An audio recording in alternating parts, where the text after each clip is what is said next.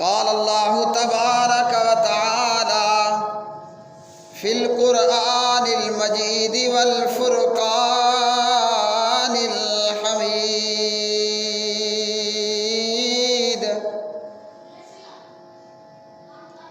وما انزلنا علیک الکتاب الا لتبین لهم الذی اختلفوا فیہ وہدی ورحمۃ لقوم یؤمنون وقال تبارک و تعالی فی سورۃ المائدہ یا ایھا الرسول بلغ ما انزل الیک من ربک وَإِن لَّمْ تَفْعَلْ فَمَا بَلَّغْتَ رِسَالَتَهُ وَاللَّهُ يَعْصِمُكَ مِنَ النَّاسِ إِنَّ اللَّهَ لَا يَهْدِي الْقَوْمَ الْكَافِرِينَ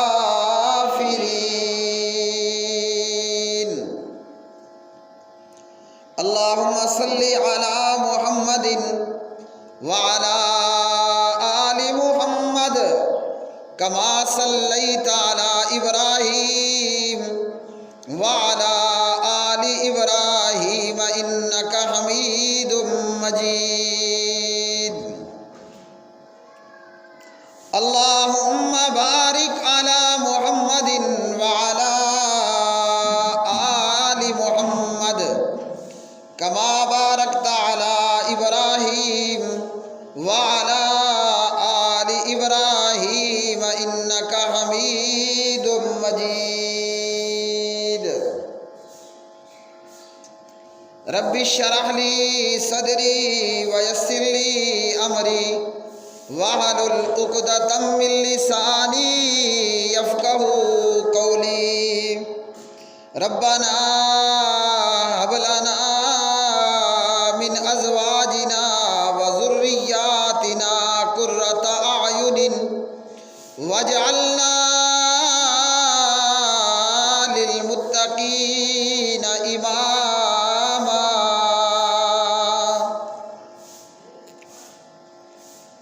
ہر قسم کی حمد و ثنا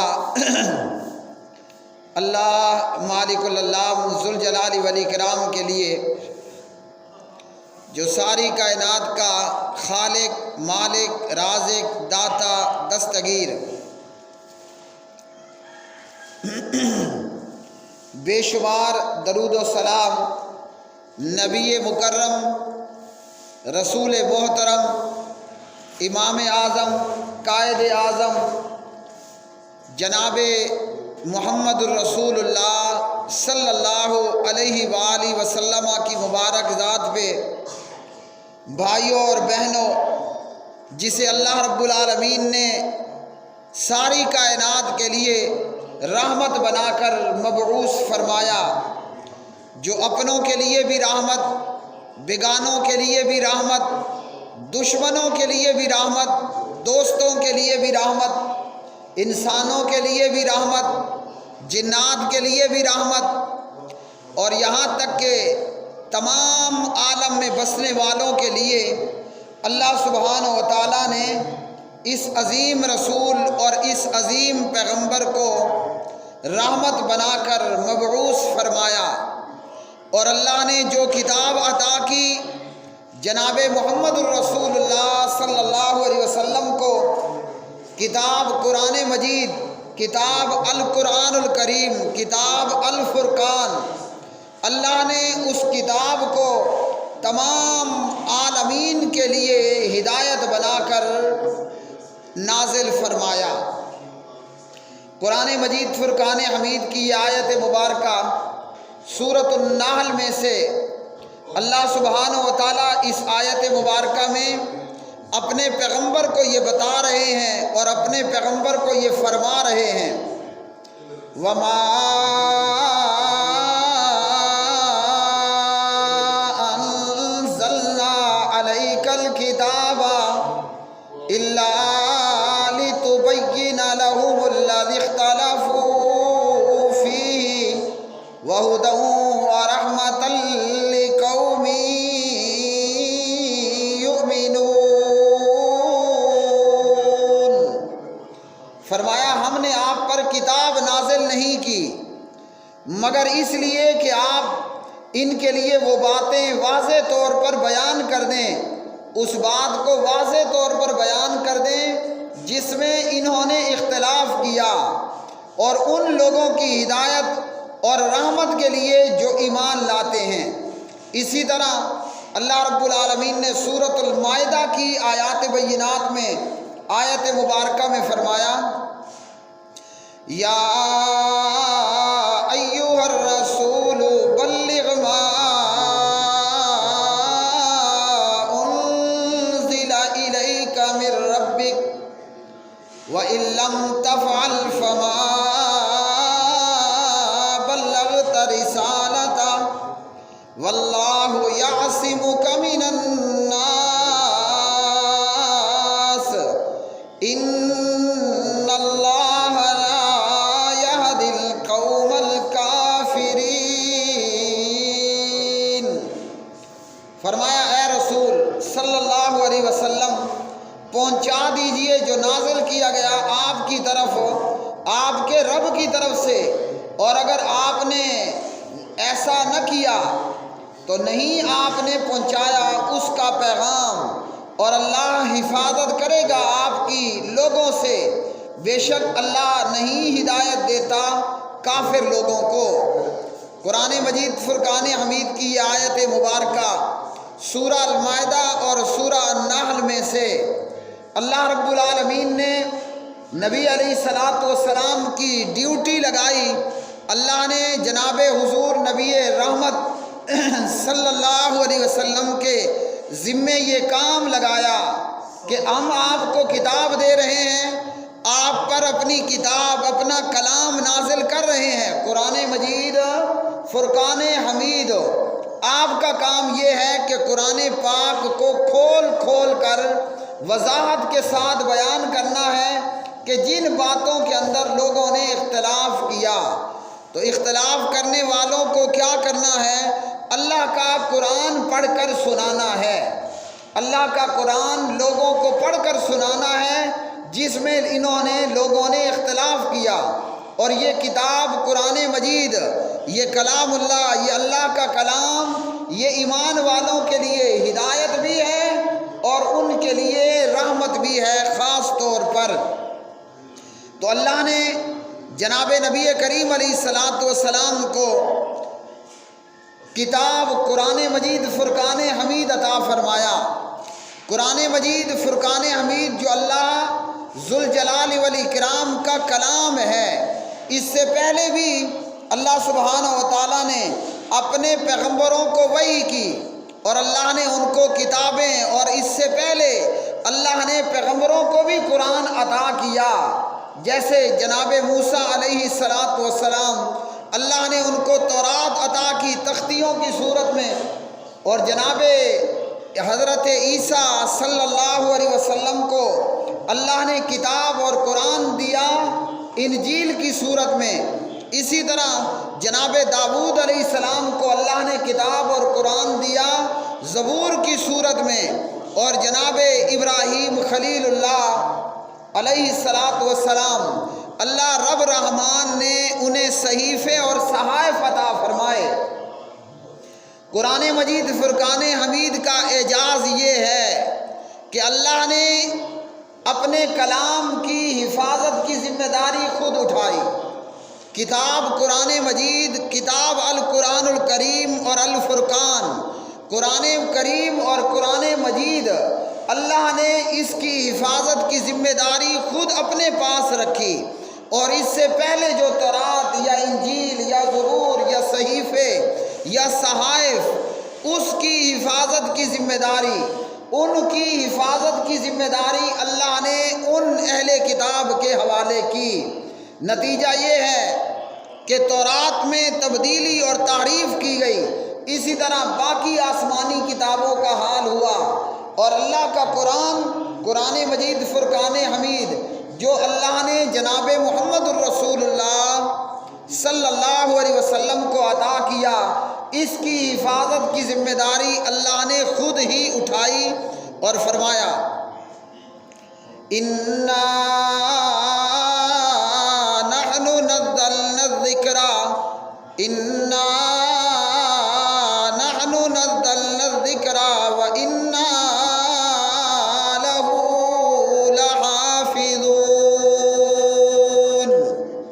اور قرآن مجید متعلق اور اللہ نے وحی الہی متعلق فرمایا وَلَقَدْ يَسَّرْنَا الْقُرْآنَ لِلذِّكْرِ فَهَلْ مِن مُّدَّكِرٍ وَلَقَدْ يَسَّرْنَا الْقُرْآنَ لِلذِّكْرِ فَهَلْ مِن مُّدَّكِرٍ۔ اللہ نے قرآن مجید کی حفاظت کی ذمہ داری خود اپنے پاس رکھی، اور اللہ نے قرآن کو نصیحت حاصل کرنے کے لیے آسان بھی بنا دیا۔ تو اللہ رب الرحمن فرماتے ہیں الذکر یہ اللہ کی جانب سے آنے والی وحی ہے، اور وحی الہی میں جہاں قرآن کریم اللہ کی جانب سے وحی ہے، وہیں نبی پاک علیہ السلام کی حدیث، آپ کی سنت، آپ کا فرمان، آپ کا کرنا، یہ بھی من جانب اللہ ہے، یہ بھی اللہ کی وحی ہے۔ تو اِنَّا نَحْنُ نَزَّلْنَا الذِّكْرَ، یوں اللہ نے قرآن کی حفاظت بھی کی اور اللہ نے حدیث کی بھی حفاظت کی ذمہ داری لی۔ تو اللہ نے اپنے پیغمبر حضور نبی رحمت صلی اللہ علیہ وسلم کو فرمایا قرآن نازل کرنے کا مقصد کیا ہے؟ اللہ نے قرآن کیوں اتارا؟ اللہ نے قرآن کریم کیوں آپ کے قلب اطہر پر نازل کیا؟ اس لیے کہ قرآن کریم کا مقصد یہ ہے کہ اللہ کا پیغمبر لوگوں کو قرآن پڑھ پڑھ کر سنائے۔ اللہ کا پیغمبر جن باتوں میں لوگوں نے اختلاف کیا، اللہ کا پیغمبر ان کے اختلاف کو قرآن پڑھ کر دور کرے، اور جو صحیح بات ہے وہ پیغمبر ان کو سمجھائے اور بتائے۔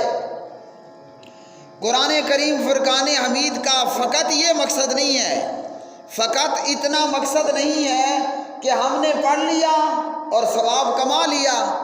قرآن کریم کا فقط اتنا مقصد نہیں ہے کہ ہم نے قرآن پڑھ لیا اور ثواب بنا لیا، کہ جب بندہ قرآن کریم کی تلاوت کرتا ہے، الف پر 10، لام پر 10 اور میم پر 10 نے کیا، تو یوں جب بندہ کہتا ہے الف لام میم، تو یہاں اس کو 30 نیکیوں کا اجر ثواب مل جاتا ہے۔ اور یہ فقط مقصد نہیں ہے، بلکہ فرمایا کہ جن باتوں میں لوگوں نے اختلاف کیا، آپ نے قرآن پڑھ کر اختلاف کا خاتمہ کرنا ہے۔ تو کیا معلوم ہوا کہ اختلاف جو ہے وہ کسی بابے کے قول و فعل سے دور نہیں ہوگا، اختلاف جو ہے وہ کسی کی رائے اور قیاس سے ختم نہیں ہوگا۔ اگر اختلاف کا خاتمہ ہوگا تو وہ اللہ کے قرآن سے۔ اب جناب نبی کریم علیہ السلام وہ انبیاء اور رسل علیہ السلام کے سلسلے میں سب سے آخری نبی رسول، اس لیے قرآن کہتا ہے ما کان محمد ابا احد من رجالکم ما کان محمد ابا احد من رجالکم ولکن رسول اللہ وخاتم النبیین۔ اللہ کے قرآن نے ہمیں یہ بتایا کہ جناب حضرت محمد بن عبداللہ بن عبد المطلب بن عبد مناف بن قصی بن کلاب، جناب محمد الرسول اللہ صلی اللہ علیہ وسلم یہ خاتم النبیین والمرسلین ہیں۔ حضور نبی رحمت فرماتے ہیں صلی اللہ علیہ وسلم لا رسول بعدی ولا نبی بعدی، او کما قال علیہ السلام، فرمایا میرے بعد نہ کوئی رسول نہ میرے بعد کوئی نبی۔ اب اللہ نے پیغمبر کو کیوں مبعوث فرمایا اور اللہ نے پیغمبر پر کیا نازل کیا؟ وحی کو نازل کیا، قرآن مجید کا نزول کیا اور پیغمبر کے ذمے یہ کام لگایا کہ آپ نے لوگوں کے اختلاف کو ختم کرنا ہے۔ کس سے؟ اللہ کا قرآن پڑھ پڑھ کر آپ نے اختلاف کو ختم کرنا ہے۔ اب پیغمبر تو ہے نہیں، اب یہ کام کون کرے گا؟ تو جو علماء ہیں، علماء کتاب و سنت، وہ جناب حضرات انبیاء رسول علیہ السلام کے وارث ہیں۔ تو پیغمبر کے ذمہ تھا قرآن پڑھ کر اختلاف کا خاتمہ کرنا۔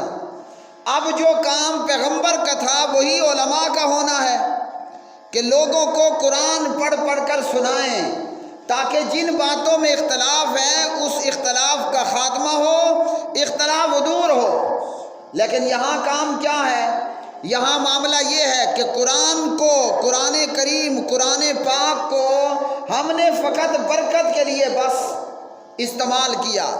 ہم نے اللہ کے قرآن کو فقط برکت کے لیے ہی چھوڑا، باقی معاملات میں ہم قرآن کریم کو پوری طرح پیٹھ کر چکے ہیں، بیک کر چکے ہیں۔ نتیجہ یہ ہے کہ برکت اور ثواب کے لیے پڑھ لیتے ہیں، اچھی بات ہے، قرآن کریم کو ہم پڑھ لیتے ہیں کہ جناب کوئی مر گیا تو اس کے تیجے میں قرآن پڑھ لیتے ہیں، ہاں جی، کلوں پر قرآن پڑھ لیتے ہیں، اور قرآن بھی نہیں پڑھا جاتا، صرف 3-4 کل پڑھ کر مردے کو ٹرخا دیا جاتا ہے۔ کوئی مر گیا، کلوں پر 4 سورتیں پڑھ لی، یا تیجا ہوا تو قرآن پڑھ لیا، 40واں ہوا تو قرآن پڑھ لیا، اور برسی ہوئی تو قرآن پڑھ لیا، جو کہ بری بات ہے۔ اس لیے کہ نبی علیہ السلام سے مردوں کو ایصال ثواب کا یہ طریقہ ثابت نہیں ہے کہ میں قرآن پڑھ پڑھ کر مردوں کو بلٹی کروں۔ خیر آج واٹس ایپ ہے کہ بندہ قرآن پڑھ پڑھ کر مردوں کو جناب بلٹی کرتا رہے کہ یہ قرآن میرا پڑھا ہوا، وہ خود پڑھے یا طالبوں کو بلائے یا عورتوں کو جمع کرے یا مردوں کو جمع کرے، گھر کے افراد جمع ہو کر ختم قرآن خوانی کریں یا باہر کے لوگوں کو جمع کر کے، یہ پیارے نبی علیہ السلام کا طریقہ ہرگز نہیں ہے۔ قرآن جو بھی پڑھے گا وہ پڑھنا اس کے اپنے لیے ہوگا۔ ہاں، قرآن پڑھ کر میں زندوں کے لیے بھی دعا کروں، قرآن پڑھ کر میں مردوں کے لیے بھی دعا کروں، اور قرآن خوانی کی شکل نہ بناؤں۔ تو ہم نے قرآن مجید کو یہاں تک صرف سمجھ لیا، یہاں تک رکھ لیا، اور جو ہمارے اختلافات ہیں، جو ہمارے تنازعات ہیں، جو ہمارے معاملات ہیں، ان میں کہ جناب کوئی اللہ کا بندہ فضائل اعمال اٹھائے ہوئے ہے تو کوئی فیضان سنت اٹھائے ہوئے ہے، اگر وہ کوئی جہاں بھی ہے، ہر ایک اپنے امام، اپنے بزرگ کو اور اپنے فرقے کی کتاب کو اٹھا کر کھڑا ہے۔ مسجد ہے، اللہ کا گھر ہے، یہاں قرآن بیان ہونا چاہیے، اور یہاں فضائل اعمال کے من گھڑت قصے بیان ہوتے ہیں۔ مسجد ہے، اللہ کا گھر ہے، یہاں قرآن بیان ہونا چاہیے۔ اگر لوگوں نے قصہ سننا ہے تو قرآن میں سے سورہ البقرہ میں سے بنی اسرائیل کا کچھ قصہ سنائیں۔ اگر لوگوں کو قصے سنانے ہیں سورہ یوسف میں سے یوسف بن یعقوب بن اسحاق بن ابراہیم علیہ السلام کا قصہ سنائیں۔ اگر لوگوں نے ہم سے قصے سننے ہیں تو ہم قرآن میں سے قصے بیان کریں، اور ہم قصے کیا بیان کر رہے ہوتے ہیں؟ فضائل اعمال میں سے کہ قبر کھٹ نے مردے کو دفن کیا۔ اب گورکھن مردے کو دفن کر رہا ہے، دیکھا کہ مردہ آنکھیں کھولے ہوئے ہے، اور قبر میں دفن کرنے والے قبر کھٹ گورکھن نے کہا کہ جناب آپ تو آنکھیں کھولے ہوئے، مرے نہیں ہو۔ وہ جواب دیتا ہے میں بھی نہیں مرا اور اللہ کا ہر ولی نہیں مرتا۔ انا للہ و انا الیہ راجعون۔ من گھڑت اور بے بنیاد قصہ کہاں پر ہے؟ فضائل اعمال میں ہے۔ کہاں پڑھی جا رہی ہے؟ اللہ کے گھر مسجد میں بیٹھ کر اتنی لمبی لمبی چھوڑی جا رہی ہے، سننے والا کہتا ہے سبحان اللہ سبحان اللہ، اور قرآن پیچھے پڑا ہوا ہے۔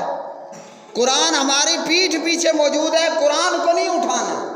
اللہ کے قرآن میں 20 قصے موجود ہیں کہ ہم پڑھیں جناب موسیٰ علیہ السلام کے قصے، فرعون کے قصے، نمرود اور قارون کے قصے۔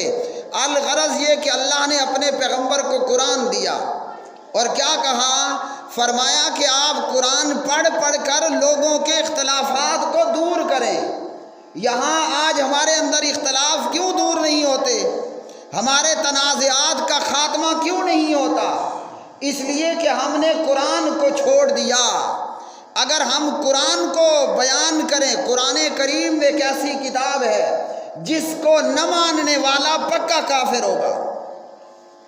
قرآن کریم ایک ایسی کتاب ہے کہ جس کا انکار کرنے والا کافر ہوگا۔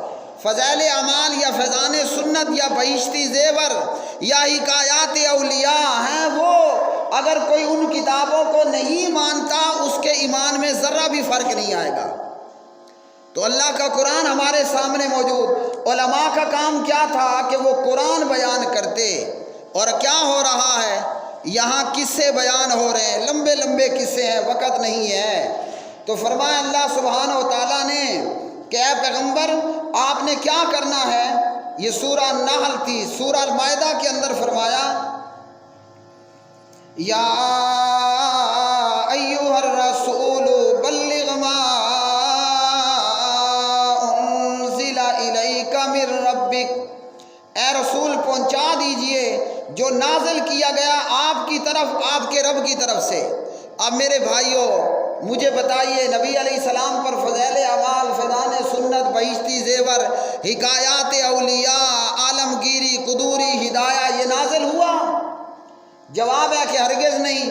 اللہ کے پیغمبر پر اللہ نے قرآن کریم کو نازل کیا۔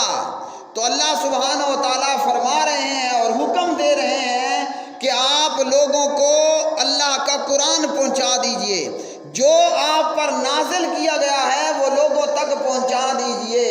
اور ہمارے پیارے نبی علیہ السلام نے میرے بھائیوں کیا کیا؟ آپ لوگوں کے پاس اکیلے اکیلے فردن فردن گئے، لوگوں کے گھروں کے دروازوں پر دستک دی۔ جب ابو جہل باہر نکلتا، جب کافر باہر آتا، اللہ کے نبی قرآن پڑھنا شروع کر دیتے۔ نبی علیہ السلام لوگوں کی مجلسوں اور بیٹھکوں کے اندر گئے اور جا کر لوگوں کو قرآن پڑھ پڑھ کر سنایا۔ نبی علیہ السلام بازاروں میں، گلی میں، کوچوں میں، چوکوں میں، چوراہوں میں پہنچے اور جا کر لوگوں کو اللہ کا قرآن سنایا۔ اگر میں ایک فرقے کا ہوں اور میں جا کر ان کی مسجد میں فضائل اعمال سناؤں، اجازت نہیں ہوگی۔ وہ میری مسجد میں آ کر فیضان سنت سنائے، اجازت نہیں ہوگی۔ لیکن قرآن ایک ایسی کتاب ہے جو ہر ایک کے لیے ہے۔ قرآن کریم ایک ایسی کتاب ہے جو اہل حدیث کے لیے بھی ہے، بریلی کے لیے بھی ہے، دیوبندی کے لیے بھی ہے، شیعہ کے لیے بھی ہے۔ اور وہ کتاب کیا ہے؟ وہ قرآن مجید فرقان حمید ہے۔ میرے پیارے نبی علیہ السلام نے، آپ کے پیغمبر نے، اللہ کے حبیب نے، محبوب نے لوگوں کو ہر مقام پر جا جا کر قرآن سنایا۔ تو جو خوش بخت روحیں تھیں، نیک بخت روحیں تھیں، اللہ سبحانہ و تعالیٰ نے جو سعادت مند روحیں تھیں، انہوں نے قرآن سنا اور اللہ کے قرآن پر ایمان لے کر آئے۔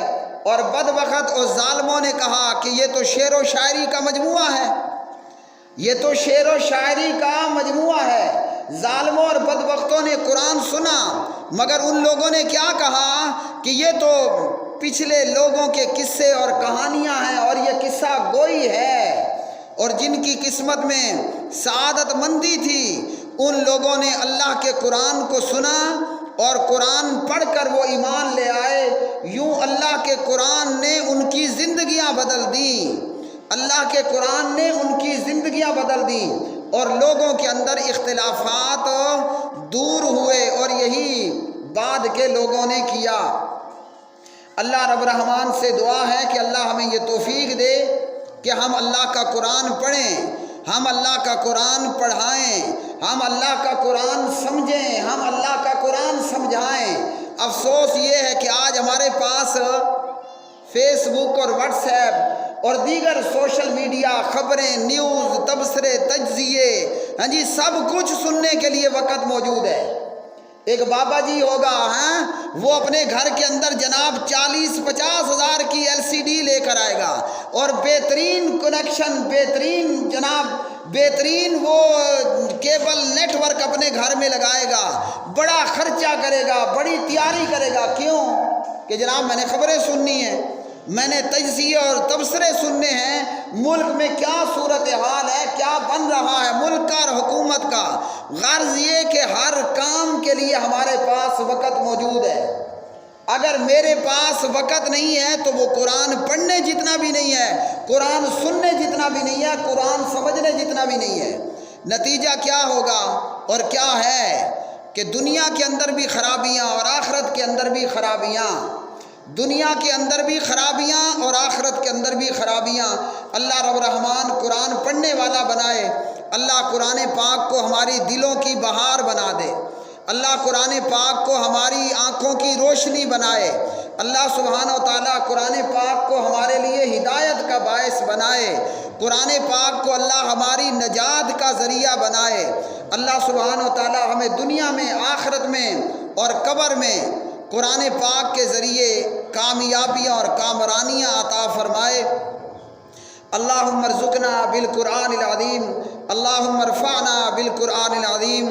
اقول قولی ھذا استغفر اللہ لی ولکم ولسائر المسلمین والمؤمنین۔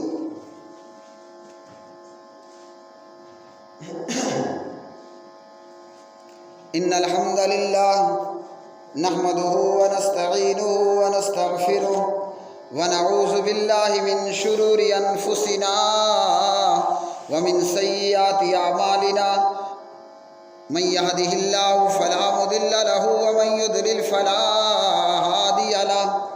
اللهم اغفر لنا وللمؤمنين والمؤمنات والمسلمين والمسلمات، اللهم اعز الاسلام والمسلمين، اللهم اذل